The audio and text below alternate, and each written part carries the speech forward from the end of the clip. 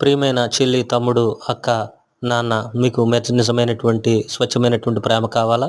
అయితే యేసయ్య నిన్ను ప్రేమించున్నాడు. ఈ లోకంలో ఉన్నటువంటి మనుషులు నిన్ను ఎవరు కూడా ప్రేమించరు గానీ, నీకున్నటువంటి పైరూపాన్ని, అందాన్ని, డబ్బును, ఆస్తిని, ఉన్నటువంటి స్థితిని చూసి ప్రేమిస్తారు గానీ, నిన్ను నన్ను కలుగజేసిన తండ్రి అయినటువంటి నజరేయుడైనటువంటి యేసు మాత్రము ఎటువంటి రూపములు చూడకుండా, ఎటువంటి పరిస్థితులు చూడకుండా, నిన్ను ప్రాణం కంటే, ఆయన ప్రాణం కంటే ఎక్కువగా ప్రేమిస్తున్నారు. ఆయన నీ కొరకు మరి సిలువలో ప్రాణం పెట్టారు. ఆయన నీకున్నటువంటి స్థితిని మార్చి నిన్ను మహిమపరిచి ఆనందంగా ఉండాలి అనేది దేవుని కోరిక. కాబట్టి ఈ లోకంలో నువ్వు ఆశీర్వదించబడాలి, పరలోకంలో నువ్వు ఆశీర్వదించబడాలంటే యేసే సిలువ వైపు చూడు, ప్రతిరోజు బైబిల్ చదువు, దేవుని హత్తుకుని జీవించు. లోకంలో ఉన్నది శరీరాశ, నేత్రాశ, జబ్బుడమ్మం. లోకం వైపు చూడొద్దు, మనుషులను ఆశ్రయించొద్దు.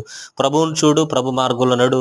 ప్రభు ఖచ్చితంగా మిమ్మల్ని దీవిస్తారు. ఎటువంటి బాధలైన, ఎటువంటి పరిస్థితులైన, పడిపోయినటువంటి స్థితిలో, పాప పరిస్థితుల్లో నువ్వు ఉన్నట్లయితే యేసుని అంగీకరించు. యేసు నిన్ను బాగు చేస్తారు. యేసు ప్రేమ వ్యర్థము, యేసయ్య ప్రేమ మంచిది. కాబట్టి దేవుణ్ణి ఆశ్రయించు. నీకు మనసారా ప్రేమించేటువంటి ఒక ప్రేమికుడు నీకు దొరుకుతాడు.